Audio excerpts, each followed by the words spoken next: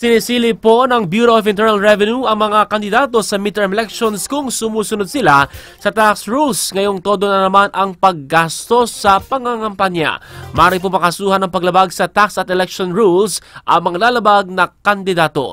Narito ang aking report.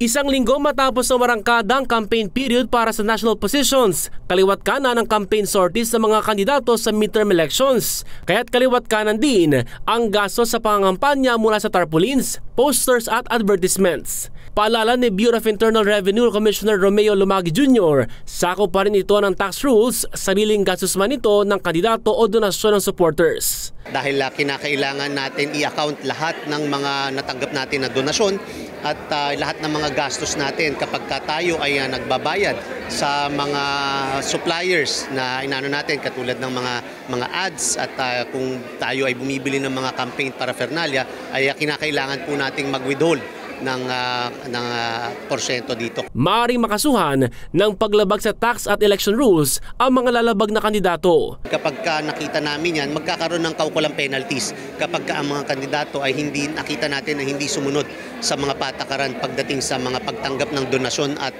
pagbabayad sa mga suppliers. Makikipag-ugnayan na rin ang BIR sa Commission on Elections para matiyak na sumusunod sa patakaran ng mga kumakandidato.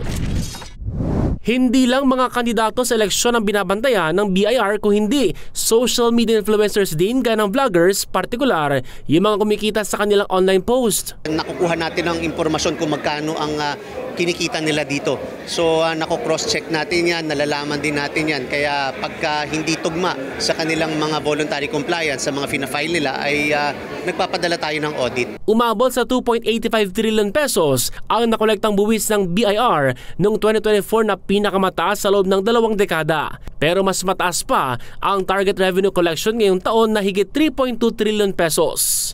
Ace Cruz, Newslight.